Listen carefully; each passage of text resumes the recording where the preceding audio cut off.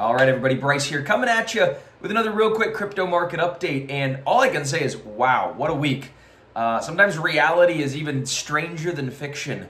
And what we saw on Monday, August 5th, was a wild day.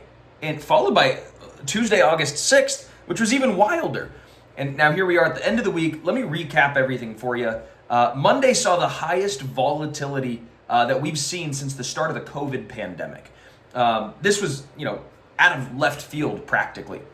And it was the worst day for Bitcoin in years. It was the worst day for markets in years overall. Crazy, right? And what really set things off? There's a combination of things, and I talk about this in our newsletter, but I'll give you a little debrief here. One was some really weak jobs numbers. Number two was the Fed's lack of reaction to that, and the Fed's lack of interest rate cuts this month. The other thing was that there was, the Bank of Japan that really started to indicate that they were going to be hiking their interest rate. So I'm sure you guys have heard all about this right now, the end of the carry trade, where you would short the yen at a 0% interest rate.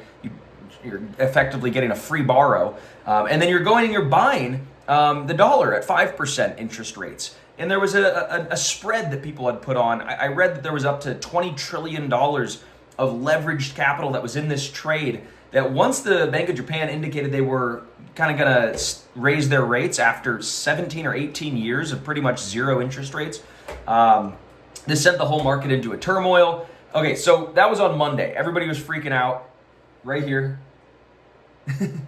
Big volume. It was an incredible buying opportunity day because what happened the day after?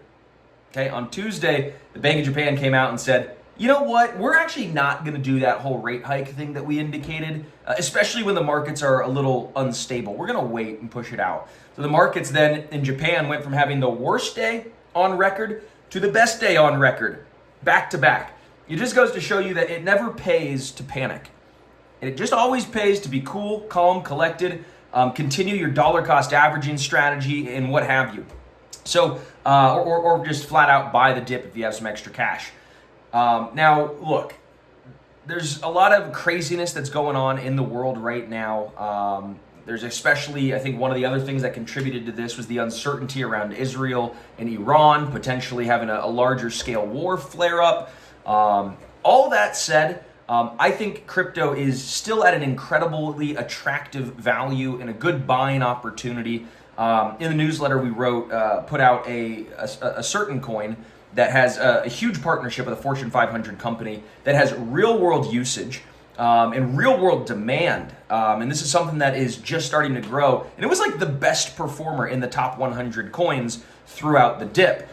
So it might even be the coin of the week this next week. But I mean, I'm talking about, I think at its peak, it was from trough to peak, something like up 95%. So congratulations to everybody who was out there who was buying the dip on fundamentally strong altcoins. Because I think the worst is behind us. I think when you got the VIX to around 65 or 70, which is the fear gauge for the market, which is now back down to around 20, where it should be, that's a really strong, sharp move. And I think it flushed out a lot of the weak hands, it flushed out a lot of the sellers, and it flushed out a lot of the leverage. In fact, we saw in crypto one of the largest liquidations in the recent 2 years since the FTX crisis.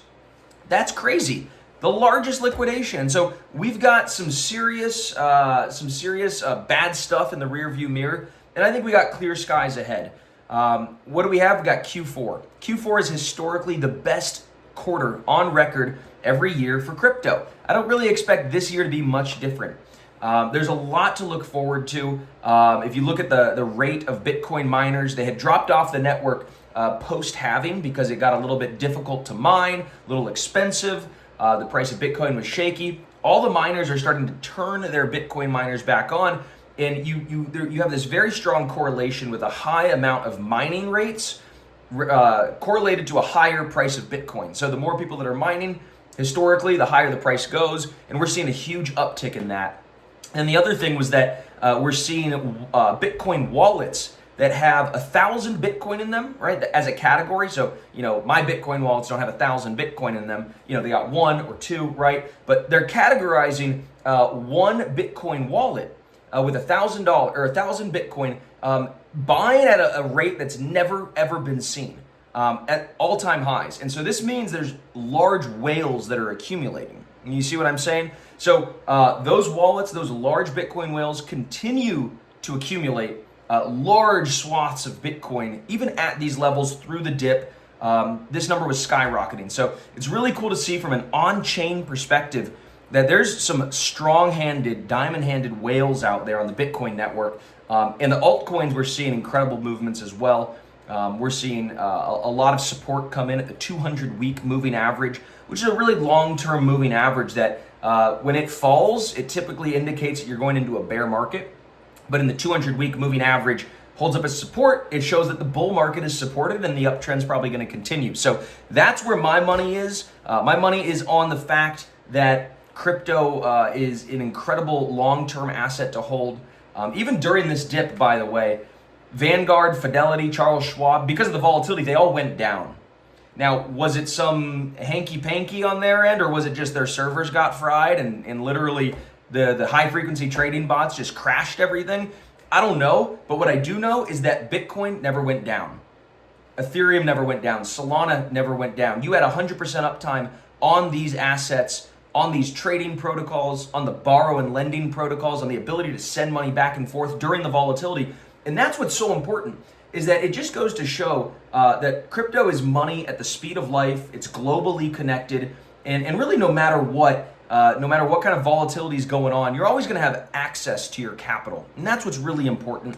And that's why I think crypto is such an independent sort of money. It's a money that gives you more sovereignty. And it's something that cannot be ignored. So with that, I hope you guys are buying the dip. I hope you guys are trading safely, managing your risk, and ready to take on the next couple months here as we close out the year. We've got 4 months left here of the year, and I think these are going to be some incredible, incredible months. So don't sell, continue buying, and we'll see you soon. Oh, and also, real quick, if you don't already have a subscription or a membership to a group where you could get incredible fundamental analysis, technical analysis, weekly, multiple times a week calls and stuff that are telling you, what's the best opportunities that are out there. If you don't have something like that, but you want it, then check us out. We've got a $1 trial going on this week.